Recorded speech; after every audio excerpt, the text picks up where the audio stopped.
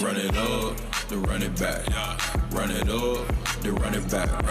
Run it up, run it back. Run it up, then run it back. Happy Thursday. Welcome to Run It Back. My name is Michelle. I've got my good friends Chandler and Lou here. And guys, we got a lot of basketball to talk today. We've ended one series.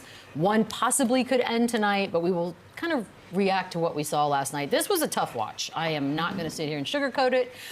Minnesota, OKC. OKC just was like, let's just end it now. They dismantled them, advancing. 4-1 is the final on that series. SGA with 34, Jalen Williams with 19, Chet had 22, Ant 19, Julius Randle with 24, many other numbers follow that along, but this thing was over when it started. Minnesota had 9 points, 9 in the first quarter. It was, again, Lou, it was a tough watch. Like, this felt like work. You had to watch this game, it felt like work. Yeah, listen, OKC did a great job of separating themselves from the pack, and we spoke about it yesterday. And this team just played well. They understand the moment. They understand that they have a great chance at accomplishing a big goal. And they've taken it serious from the beginning of these playoffs, from the beginning of the regular season. So for me, seeing OKC last night was more of the same. Nothing surprised me. Nothing jumped out at me. This is who this team has been the entire year. And they're getting closer and closer to a goal that they've set for themselves. And they're steadfast on accomplishing it. So, like I said, it was more of the same. This wasn't about Minnesota as much as it was about OKC to me. Fair. Yeah, Denver has been the only team that's given them a run for their money. Other than that, they've stomped on everybody. Nobody was excluded from that, and they took care of business. Not only did they score 9 points in the first quarter, they gave up 39 in the second quarter, and this is just another level of maturity that the Thunder showed us where they didn't come and play with their food. They literally knew they wanted to end it here. They wanted to get as much rest as possible. Who knows what happens in the other series now? You know, obviously, the finals aren't starting until I believe next Thursday. But this was just a big time performance. On the way, you know, they needed this win. They collectively played unbelievable. They locked in. They continue to do what they've done all season long, and they didn't even give them any hope. This game was over in the first quarter, and that's exactly what you want to see from a maturing team that has a bigger picture goal, and that's the NBA championship. You know what's crazy about this team, too? I mean, they're the second youngest team to make the finals in the shot clock era. That's like 70 Who was younger? years. That's a good question. Who in 70 years? What, OKC maybe? Maybe, was it? Bill OKC? Walton's Portland Trailblazers. Way wrong. Okay, give us 9 more guesses. We might not have ever gotten that. But here's the thing, too, is if you sort of maybe kind of watch basketball, all you ever hear about is nobody likes to play defense anymore. That's like old school thinking, yada, yada. But this is a team that's under 26 for the most part, and clearly they've bought in 100%. Is that one of the more shocking parts about this? It is so rare for a vet team to buy into this, and especially the way the game has changed, right? It is all offense. It is ISO. It is three-point shooting. Everything has now changed to up and down, fast pace, shoot the ball as quick as possible. No one digs in like this on defense. No one battles and plays this hard every single night, and that's what this team is so special because it usually, for a young team, like I always say, like when someone would ask you how the game goes tonight, they would ask me how many points I had before they asked me even 100. if we won or lost. Like, you know what I mean? So, like, the fact that this team is all bought in, the fact that they added all these perfect pieces around these young stars, like an Alex Caruso, like a Hartenstein, the Lou Dort signing. I mean, Sam Presti, everything he's done has been absolutely perfect, and it all fits. It's all chemistry. It just all meshes so well together, and everybody knows their role. And that to me is the most impressive part, that none of these guys, which I'm sure they do, I'm sure they have their talks with their friends, or you could be on the Bulls right now averaging 20. You could have someone, they don't care about that. They bought in to Sam Presti's philosophy, to Coach Dagnall's team, their goals, and they have one goal is to win a championship, and it takes all of them, and they all are doing their role perfectly. You know why they have a perfect buy-in? Because they have the personnel to do it. They got a lot of guys that take pride in playing defense. So when you're a coach and you look down at your bench and you look at your roster and you got 5 or 6 guys that are willing to play defense and they don't care about scoring points, it's easy to build your defense around that. It's easy to get guys to buy into that because you have the personnel to do it. They got so many guys that can take marquee matchups, and it's usually on the team is going to be 1 or 2 guys that are going to be marquee matchups, right? 3 or 4 other guys that switch on, we'll take that matchup too. Switch again, we'll take that matchup too. They have so many guys, and they don't allow you to play one-on-one. Everybody is getting jumped. every single play. If you're driving to the rim, there's going to be 2 or 3 guys. We're going to rotate out. We're going to scramble drill. This team, they do everything on the defensive end well, whether it's individual defense, team defense, making you play in the crowd, or even if you're going to ISO, we're still going to be boxes and elbows. We're going to be in your face. They don't allow anybody to be on the island on their team. And again, when you have the personnel to do that, it's easy for a coach to be able to build a great defense around it. Yeah, and you made a good point, I think, last week or this week, where you say they have no holes, they have no mismatches. They're giving the other team a mismatch when they put a Caruso on a Julius Randle, sure. and they're starting with on Jokic. They're starting undersized. They're starting undersized when they put Alex Caruso on Jokic. And the way they are all on a string, like you saw Anthony Edwards last night, he said there's like a puppets on strings. Like everything they do is a unit. They move together, they communicate, and they just play hard. I think that's where the youth helps them every single night. There's no load management with the team. Have we ever heard of like a distraction with this team? There's no drama ever coming out of this. They do every interview together. They're a team. They're having fun. They're enjoying this, and they're completely just living in the moment for such a young team. It was unbelievable. So it's the best young team in NBA history. And they're probably in the best place to do it. It's not a lot to get distracted from in OKC. How and dare you? Yeah, but that's not a diss. That's a great thing. They got a great fan base. This fan base loves this basketball team. Sometimes when you're in a market like that and guys are locked in and focused, it's a great privilege to not have distractions where you're playing in the games. I think that's what gives you that sense of team, that sense of collectiveness. I remember, makes sense. Yeah, when I played in Toronto, it feels like you're kind of disconnected from everybody because you're across the border, right? But that made us a tighter team. That made us more of a collective. So when you have a team like that in a market that there's not much going on, that tends to make you a tighter team. I think part of all that, too, is that they had the fewest number of clutch games all season long, which is, within 5 points with 5 minutes to go, because they were blowing teams out regularly, which, again, is a little bit almost counterintuitive to a young team where you'd think they would take their foot off the gas. It feels like there's a game within a game. Like they're playing their opponent, and everybody's aware of that, but then they're also amongst each other, like outdoing each other in all the good aspects of basketball. Yeah, 100%. Like it feels like I'm watching that. And think about even SGA, like he averages what he averaged points-wise, and he probably didn't play the fourth quarter double-digit times because these games were out of reach. They were blowouts. They handled their business early. And again, a game like last night, there's so much opportunity for them to let up and to take their foot off the gas and know we're up 3-1. We can afford to smoke one here or there. They didn't do that, and they came out and they had the best first quarter. They had the best second quarter, probably of the entire playoffs. They were up 39 points at one point. Like, good Lord. It was ridiculous and so impressive how mature this team responds. How they respond after a loss, how they stay consistent after a win. They never get complacent. And I will say this has been the best team all year long, like in the Western Conference. I think everyone obviously picked the Celtics to come out of the East, but they have just exceeded all expectations, and they were high expectations for this team. Now there's one more series, there's four more wins to go for this team, but no doubt this team is going to be the NBA champions. Like they are unbelievable. They have a clear-cut identity. They know who they are. They know what they're about. Even the games that they lose, they can go in a press conference and pinpoint, this is what we did wrong. These are the things that we can do better. These are the things that we're going to correct, because they have a clear identity. When you understand what it takes to win basketball games for your team, just in your organization, it's easy to pinpoint the wrongs and the rights. This team, they know what's going to help them. When they're attacking the rim, they know, just keep attacking the rim. Soon that the mid-range will open up. After the mid-range will open up, that'll open up the three-point line. Once we do that, we're going to get stops. We're going to run out. They have a checklist of things that they need to do to win basketball games, and they've done it all year. So, again, that gives us the confidence to feel like, out of the teams left, this may be another 5 games. We're 5 games out from OKC getting their first championship since the Supersonic days, and this team is going to earn it. And think about like SGA, the game they lost, and he's walking off the court smiling. Like usually that would piss off. Like some people got mad. Some people got mad.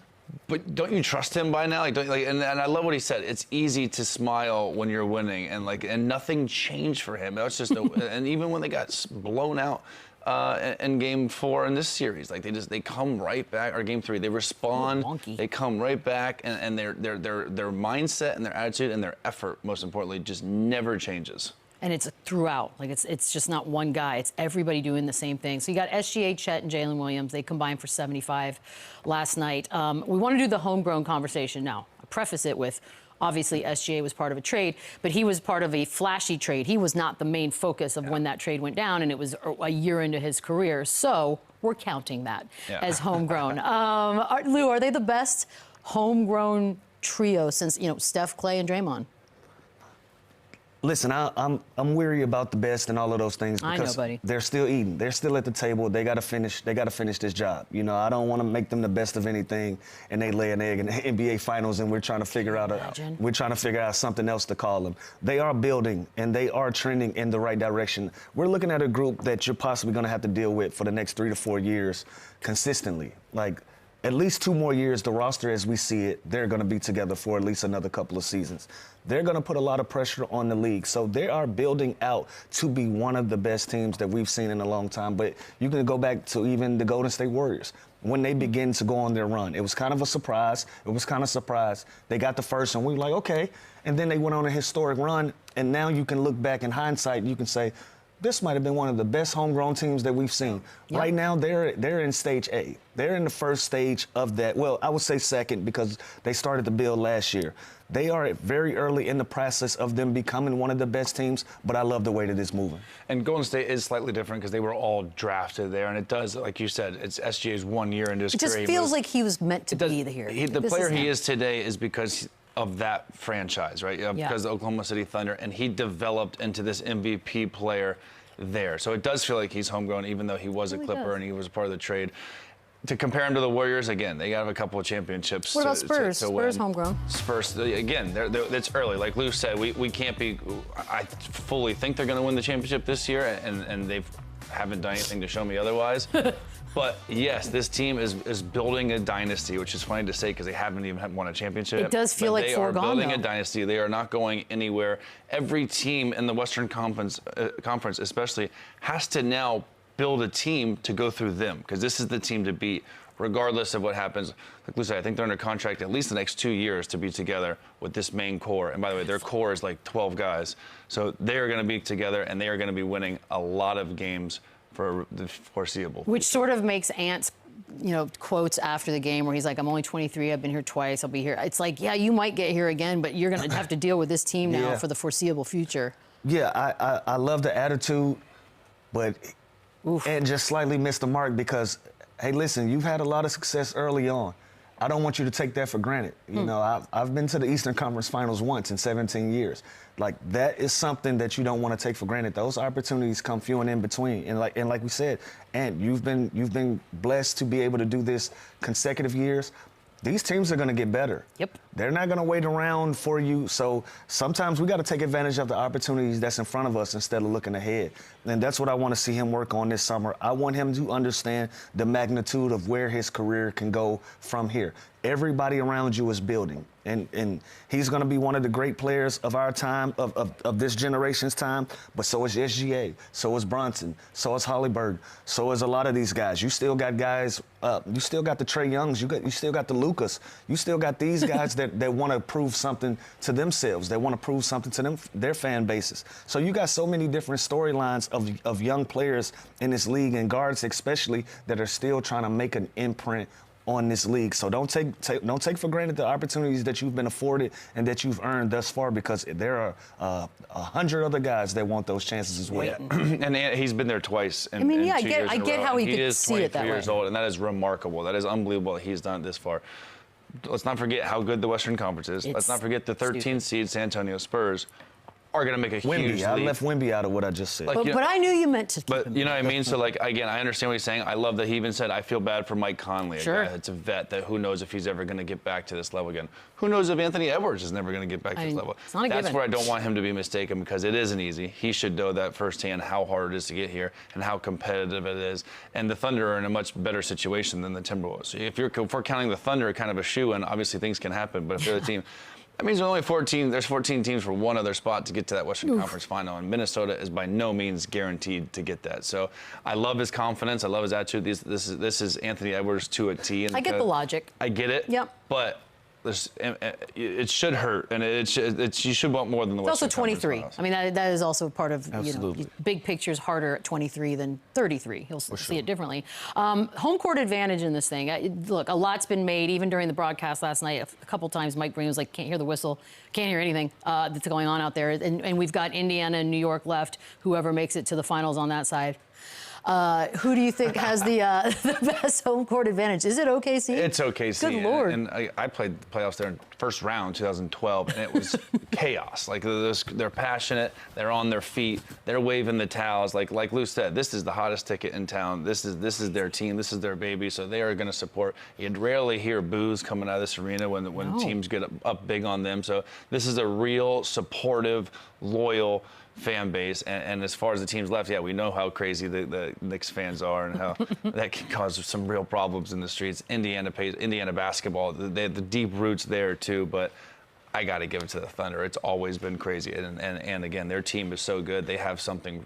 They have hope. They're thinking championship or bust right now. The parade is planned. Yeah, it has to be at this point. Yeah, the shirts are being made. The shirts are all made. They have so many shirts, by the way. Every game's another shirt. Yeah, it's a lot of shirts. Budget's out of control in OKC. I don't know. Is there a louder place? A lot of people haven't been to a game in OKC. I love OKC. I love playing there. It's a great place to play, even as an opponent. You rarely hear anybody say anything disrespectful or across the line, but they're very, very passionate about their team, very passionate about the way that they go about being a fan base. I really love the way that their fans carry themselves. I want to give them their flowers for that. But it's a tough place to play if you're an opponent, and they win a lot of basketball games there. Great college town. They have a lot of college energy. They have a rich history of winning in college sports, and you bring that over to the pro side. You bring that enthusiasm and that excitement for your team to the pro side. You have something special brewing, and that's what OKC has been able to do. That is what it is, huh? Because Oklahoma's like a college sports state. And this team is so young, it kind of feels like a college team. Yeah, if the fans feel like they're excited like you are at a college sporting event more than anything else.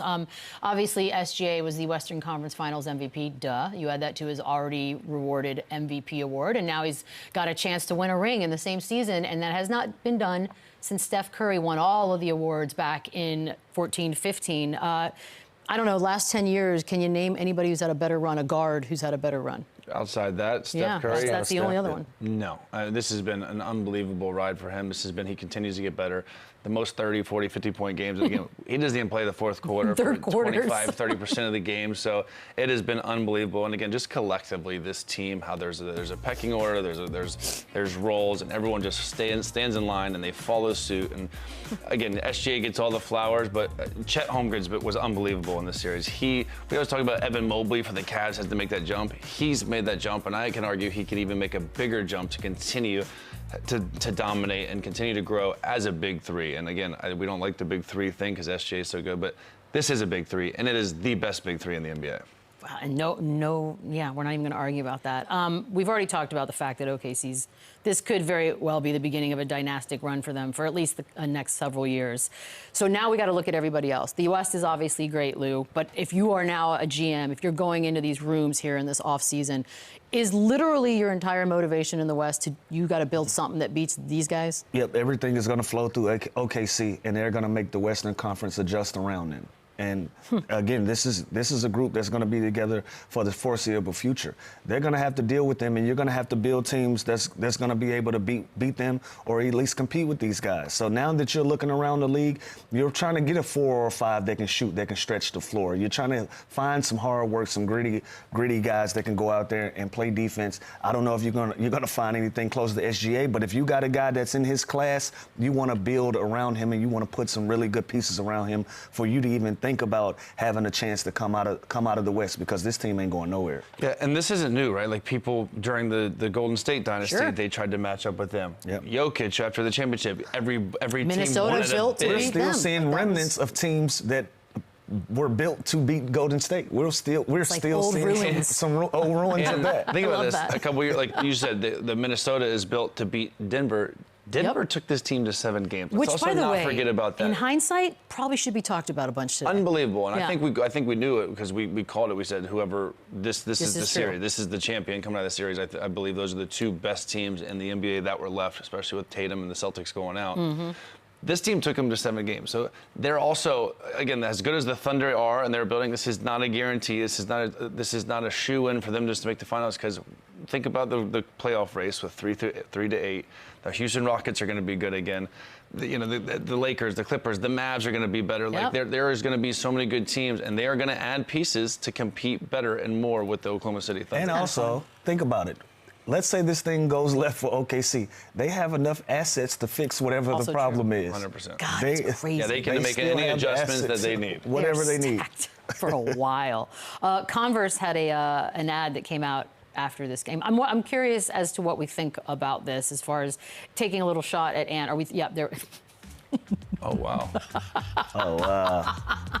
Tell me someone squashes This is it. the battle for fame. Tell me a Converse steps on it. That is the most, man, if you weren't smoking when you came up with this idea in the room, I don't know what, this is brilliant. The only thing This better is if SGA's shoe came and stepped on just, it. it's almost like they didn't, yeah, that would have been, the subtlety would have been gone. That is, Lou, that is By the way, something. I love this, though. Think about it. Jordan did it with Luka. That is funny. Like, I love a brand and then your sponsor backing you like this. And there's a lot of talking. The face of the NBA. This is awesome. I love this. They just slow-moed an Ant. What I will say is this, though. If anything crazy happened and Ant was out of his Adidas deal, Converse would blow up bag to get him in a pair of those shoes. But I love it. Listen, Maybe we are in a competitive sport, and nobody is immune to being ribbed a little bit, made fun of, and having these type of things. You know, if the shoe was on the other foot, no pun intended, Ant-Man probably, Adidas will probably put something together in his favor. Oh, you know, they would put something together in his favor. So all is fair in war, and all is fair in the playoff basketball. And when you accomplish things, hey, he who wins, you have the right to do these type of things. And so I love it. I love when the I see, competitive spirit. like, do you guys do this? Do you guys always think of like the pitch ideas, and there's like room full of ad people, and they're like, da-da. Yeah. The idea that somebody was like, they pitched that, and then they did it is no doubt. Like amazing. some intern was like, "How about an ant?" I got an idea. So you know what, An Jeff? actual ant? We're gonna run with that. Yeah, an actual ant. Okay, fair enough. We've already mentioned the fact that every team now is going to try to look at OKC and figure out, all right, we got a cheat code to figure out a way to beat them. Minnesota's already been in a position, we mentioned it, because they had to figure out how to beat Denver, which they did. If you're the GM now up in Minneapolis, what do you need? What's the number one glaring thing after this that you think you might need? Well, I think you need a point guard. Mike Conley, as good as he is, he's getting older. You need a set-up guy that can get you in your offense, that could not be flustered. And I think most of the games he played 18, 19 minutes. So I think the turnovers were a real issue when you play against a defense so good like the Oklahoma City Thunder, where they speed you up. So you need a playmaker. You need a set-up guy. Obviously, shooting is so valuable now, but they have a little bit of everything. The Timberwolves are also in a good spot. I think Alexander Walker, he kind of showed what he can do. DiVincenzo came on late. Nas Reed, that those 3 bench guys really played a critical role in their success. They can go big with Gobert. They can go small with Nas Reed. So, like, they have a little bit of everything. You want to see a little bit more consistent play out of Ant and Julius Randle, especially in the playoffs. But I think there's a couple pieces away also from giving them more of a fight next season. I think they should get younger at point guard. I think that's something that's they have Dillingham too. He just never really got a shot. Maybe this is an opportunity for Dillingham to get on the floor and prove himself. And Mike Conley has been great for them, but as you can see in this postseason, Ant-Man had to do so much work to get shots. Had to play in a pick and roll, had to bring the ball up, had to create for himself.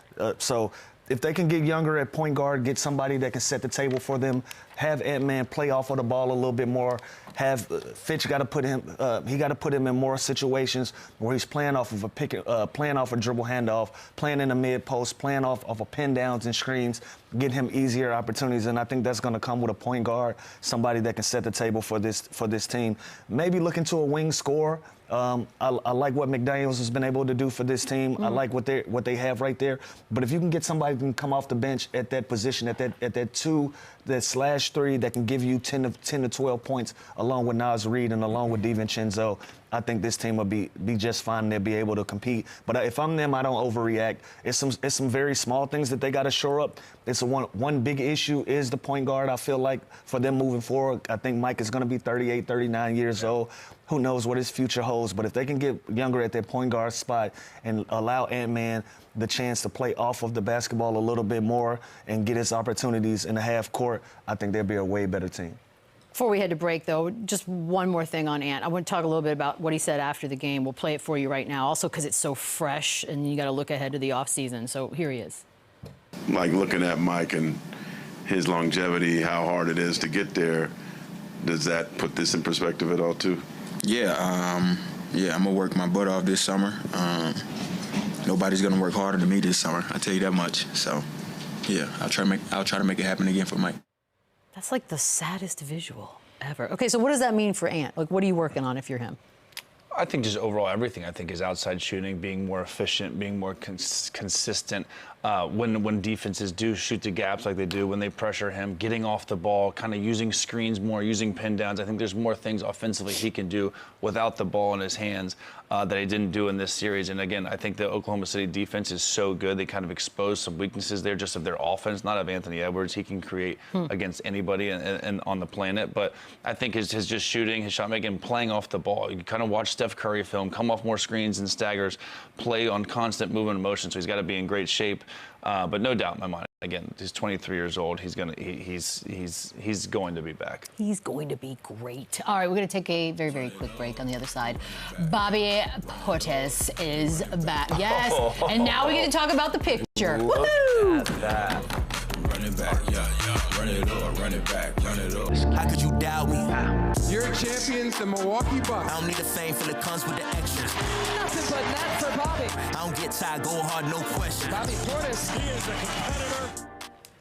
Oh, he's back, Bobby Portis. Okay, Bobby, look, here's the deal. Last time you were on, the beautiful art behind you, we never got time to really talk about it and look at it and think about it. Please take us through what we're looking Beadle's at. been stuck on this picture since. I've literally been thinking about it since, Bobby. Yeah, so first and foremost, what's up, guys? How you guys doing, man, this morning? Good morning, guys, you know. So this picture right here, man, I'm walking you guys through how this became a thing, right? So obviously, you know, Giannis, my teammate for 5 years, man, he's from Greece, right? And then, you know, we have this very, you know, artistic idea, you know, driven guy in Brook Lopez, who comes up with all these kind of crazy ideas that he has to come to fruition that he wants to, you know, to do. You know, he mentioned that he was going to do something like this. I kind of forgot about it. And then once the next season started, it was at my locker. You know what I'm saying? So, he made it? Wait, he didn't paint this? He didn't paint it. He didn't paint this. It was just his idea. I think he had an artist painted of everybody that was on this picture. All the guys that was on there actually got their own version of this. So this is so you know, Brook Lopez got us this after we won the championship in 2021. It's kind of amazing. That's why what Ant-Man said last night about him being 23 on the runs, I didn't really agree with it, man. That's just me. Because the runs, man, you got to cherish your run with your team, bro. You gotta cherish your run with your team. It's hard making runs in the NBA. It's hard getting to the Western Conference Final, Eastern Conference Final. It's hard getting out the first round sometimes, right? You got guys in this league that's never even been to the I just said it, Bobby. I went once. I've never been to the first round.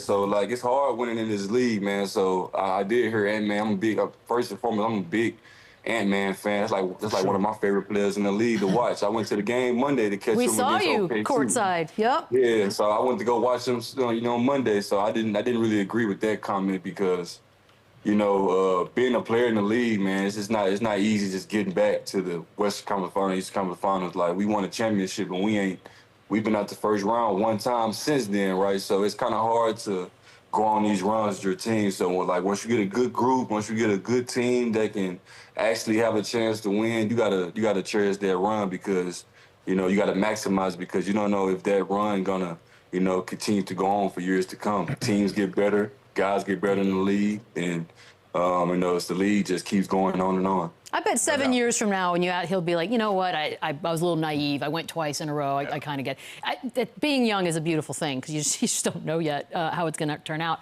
Okay, we had a debate yesterday, and it's kind of gone on for a minute now about the term superstar. We're trying to figure out how to define it. It turns out it's actually very difficult to define as a group what we're looking at when we talk about NBA superstars. So just off the top there, how do you look at it? How many are there, would you say, in the league right now? NBA superstars. I would say there's a group of probably about maybe like 15 or 20 of them. Yeah. Just Okay. like real like superstars, right? Yeah. You got to check all the boxes. You know, obviously you have to have the fanfare. You have to have the brand awareness. You have to have the popularity. You have to have the game that backs you being a superstar. You know, you have to have, you know, it's the leadership qualities. You have to have the swag in the intent to always to know how to empower your teammates, right? So all these things kind of go hand in hand with being a superstar. I play with two of those guys who kind of walk the walk and talk the talk at all times. So Can I ask you a question, Bobby? Yes, sir. You think it's 15 guys in the same class as Giannis? Nah, it's probably So about it ain't only. it's not 15 to 20. Well, here's the Well, some are Bobby, the grandfathered problem in. is That's like where it the gets weird. James, 15 to 20 No, like, the he's like a James one-on-one. Hardens, Bobby, of the world. He's still a superstar, right? Even though he's Like, not can in you his prime. lose your superstar title? So like I was in Vegas over the weekend hanging out with my friends. We was at the crib, you know, we was just chilling in the backyard, shooting some hoops, just talking ball, right? And my friends was just like comparing players and eras and things like that.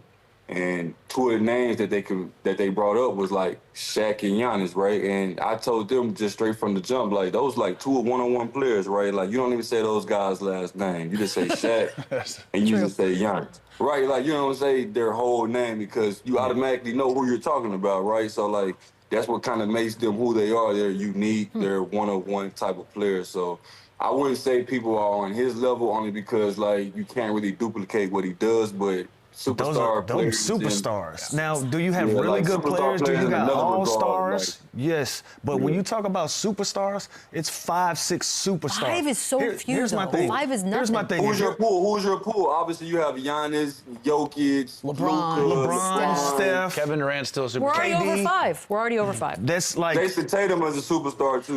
yes. So that was But fringe over here, So Robbie. we have Like, budding. we haven't even named the MVP. Is he a BP, superstar? we were talking about budding superstars, like that next crop of guys that are on their way to superstar status. Like some of these guys that are on these teams, when they come into town, ticket prices don't change. But if Giannis coming to town, that $200 seat you got, that's a $400 seat now. Bron coming to town, Steph Curry, et cetera, et cetera. That is superstar status. When you can change ticket prices, when somebody lay out their clothes to go see you play a game, that's superstar status. Some of these guys are really good players, really good all-stars, and they're on their way to superstar status, but they ain't made But it the yet. Feels OG, like there's 10. the OGs like Westbrook, Chris Paul, like they're Absolutely. still superstars, even though they're not in their prime, right? Oh, so then, Bobby, Yeah, what's I Tyrese? What's I feel like- Halliburton?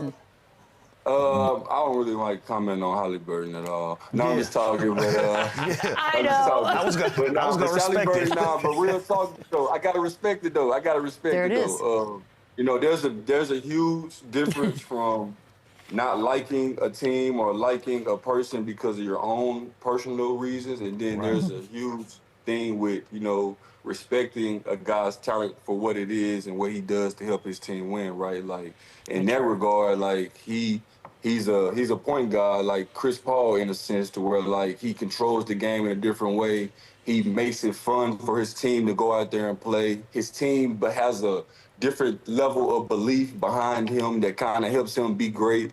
So, you know, I don't just think it's all on him. That they got a hell of a team for real. Like when you think about how basketball is trending now, right? You have to have guys that have a live dribble. They can do something with a live dribble. Well, they have 8 or 9 of those guys that can do something with a live dribble. They can help get to the paint, make a play for somebody else, get an open shot or whatever it is. So I think his team kind of is perfect around his talent. So that kind of unlocks him for sure. He's on the way. So not yet. He's on the star. way. Yeah. Just big star. He's on Yeah. the Yeah. there's Yeah. levels. There's fair. levels. He's Also definitely on the way. 26 years But old, keep it real though, this playoff run has for sure put him Legend. in another realm of you know, player awareness for sure. Just you know, Absolutely. A lot of people know who he is the that type maybe of didn't. shots he's Absolutely. made, the been comebacks clutch. he's That's what made. makes these guys He's on budding the rise. superstar. They're on the way. Yeah. Like when some of these guys clear all the way out, they're the next crop of superstar Yeah. guys.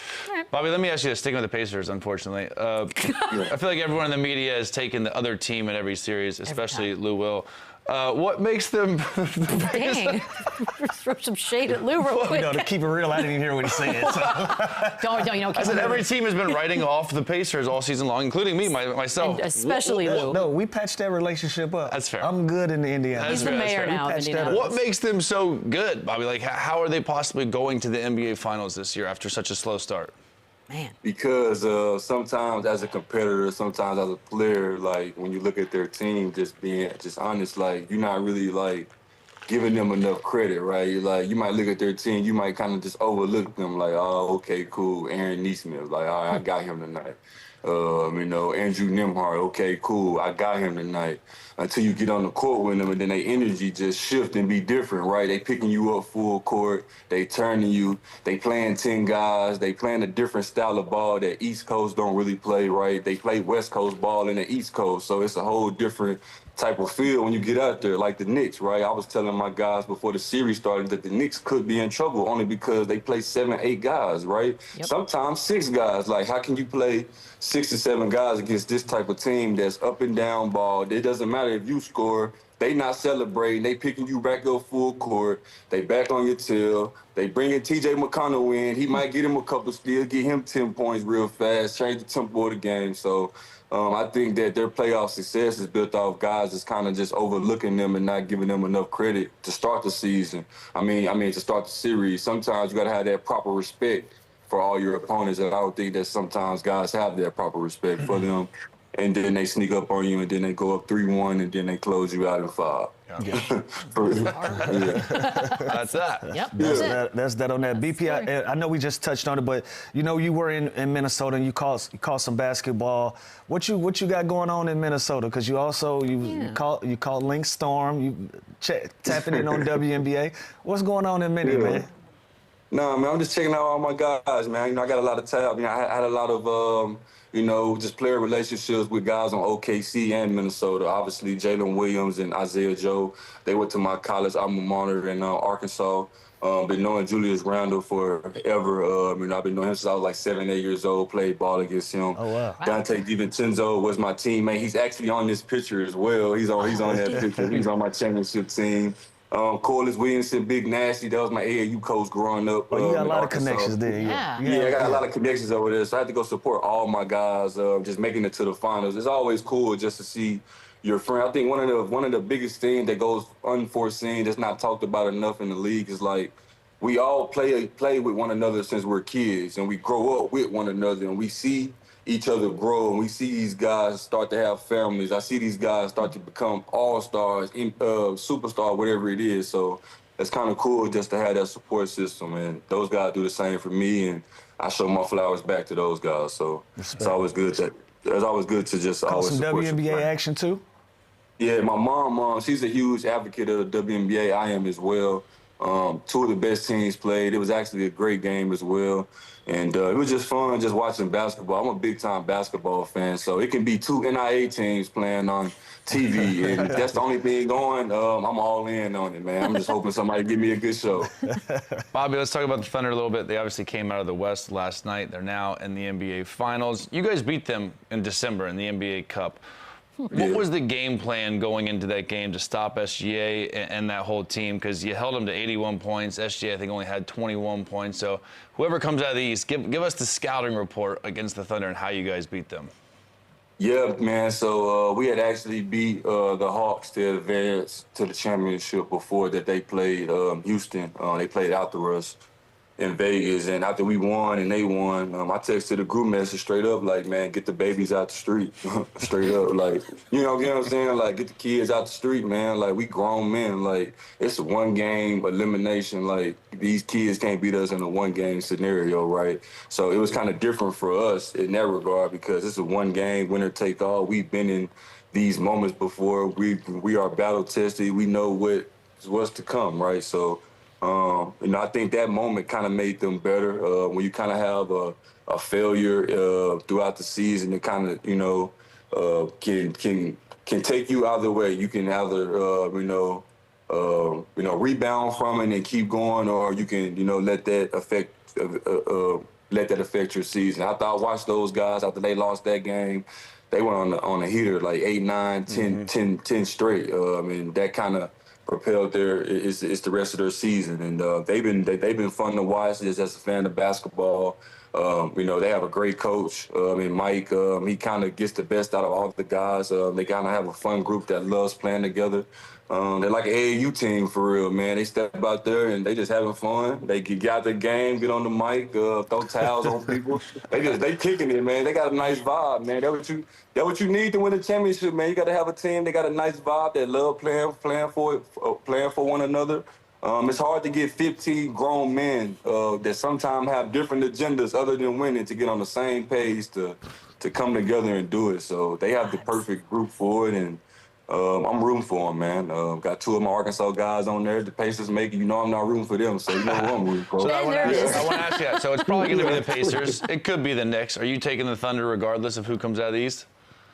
Yeah, man, they got the perfect story, man. Sometimes I think throughout the NBA season, every year you kind of have a great sense of which team is, has the highest chance to win or which team has the best chance to win. Obviously, you have to peak at the right time, and you have to have all guys playing basketball at a high level at the right time. And when I look at the Oklahoma City Thunder, you got a guy like Chet Holmgren who's taking his game to another level.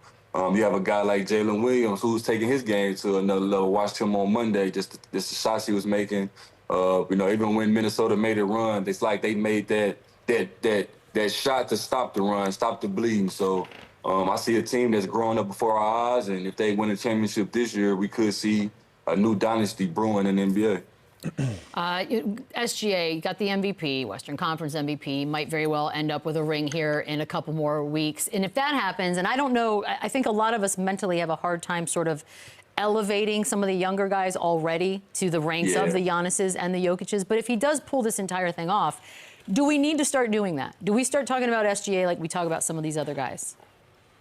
Yeah, I just think that the hardest thing about, for us as fans of the game, it's kind of hard for us to crown somebody that's not from America as the face of the league. You feel me? Like, we always want somebody that's an American player to be like, okay, this is the face of the league, because we always had that. We had it's the Magic Johnsons of the world, the Larry Birds of the world, the Michael Jordans of the world, the Kobe Bryants, the LeBron James, right? So we always had that kind of American guy that kind of stood on business and was the guy that everybody looked up to be the guy. But to be the best player in the league is SGA. I think that'll be a conversation, only because for some reason every year whichever team wins, when they have one of the best players on their team, they always just automatically is in that conversation. So I don't know if he's the best player in the league, but right now, best current player playing in the league that's still available, obviously, is him. So I guess for now he could take that crown. But overall, Jokic is a tough cover. Giannis is a tough cover. Yeah. I think those guys are 1A, 1B, respectfully, but he's on his way. You know what, Bobby? Is there like a secret American club y'all whispering behind their backs? Because I feel like, 7 MVPs in a row? But it's 7 in a row, but it's only 3 guys. But it doesn't matter. It's still like... The gap isn't as crazy as it sounds. It's 7 in a row, but it's 3 guys. Just tell me there's a secret American club. It would be different if it was 7 different international guys. That would be different. So we got to relax a little bit. Yes, we got to have some pride. We got to have the same pride that they got. Yes. Also, Joel's not American now. We're giving them... Stop it. Just stop it. He played on Team USA. He's American. It. He's not American born. You want to start doing this again? We got to find somebody that doesn't have tattoos to win, man. We're not doing that. We ain't That's doing what that. it was. All right, fine. Fair enough. All right, last time you were on, we talked about Giannis, whether or not he was going to stay in Milwaukee, and you told us that he hadn't spoken with him, but that he bleeds green. And then, of course, he responds on social media with, don't worry about me. What are you doing, Bobby? Are you staying or leaving? I kind of loved watching that all play out. Where are we on that? Y'all have spoken? What's the latest? Yeah, man, everything's good. Obviously, that was funny as well, because when he commented on that, we was actually hanging out on Saturday. So here I knew he was gonna see me, so he was trying to be funny for sure. So so everything's good though, man. I like where we're at. Obviously, trying to worry about myself, trying to see if I can come back to the Bucks, or if they want me, or if I can get my dividends as well, man. I think I'll play for, Get your money. I'll sacrifice as well, man. I took short deals. Take the floor, Bobby. Plead your case. I'm just saying, though, I took short deals to stay on the Bucks. I've been here, when guys went out, when Giannis went out with a knee injury, I stepped up. Like, all these things have to, come to fruition. For real, though. Like, I've been in the fold, man. I've been 10 toes down, man. You talking about taking short deals and to stay here to help sacrifice winning, but, we here now. So, I'm thankful, I'm blessed, but at the same time, it got to make sense, though. There it is. Is there a perfect deal, like, in your brain that exists? Like, I think we all have ideal situations. Like, do you have that? Yeah, the most money possible. Shut up, Chandler. I definitely have it in my brain, but... I can't say that loud. Yeah. I need them to have it in their brain, too. Get the most money possible, Bobby. The dividends need to be looked out after. You guys have any more questions for Bobby? No, sir. I'm just kind of laughing about it. I feel you. Bobby, thank you. And I'm so glad we finally got to the root of the art, because that has been here. Shout out Brooke Lopez, man. Shout out Brooke Lopez, man. Should have known it was him. Shout out Brooke, man. I know you out there somewhere in Disney World or something, man. Living there. Having fun, man. Shout out to my OG, Brooke Lopez, man. 17 years, man. You inspired me, man. Oh, that's awesome. Thanks, Bobby. We'll be right back. Yes, it will. Gotcha. By the way, coming into this, and Chandler's already stressed out because we're going to do a quick preview here of Game 5 tonight. Pacers in New York could close this whole thing out. We know it's going to be crazy. We know Chalamet is going to be there. How are you feeling about this one? Can you even predict it? I can't. This game is really tough. Last night you kind of had an inkling, right? Sure. Like, it was over. This is tough. I think the Pacers are the better team, and I think they win this game. I would take the Pacers +4. So you're not confused. You seem very sure. Knicks big win. Dang. What does a big win look like? 10+. Double digits? What? I said what I said. Are you with us today? Like, what is happening with And Lewis? what happens when I'm right? Oh my God! I don't know. You gonna raise? All right, I have no idea. All right, we got a quick. Who do you think? I can't jinx it. I won't say either way. But I say Charles Oakley's in the house, the Knicks win. That's the only way, and I've been saying that. We know what's going on there. Exactly. +883 if Jalen Brunson has 35 or more, Tyrese gets his dub, and Siakam makes 2 or more threes. Lewis. I kind of like this one. You do?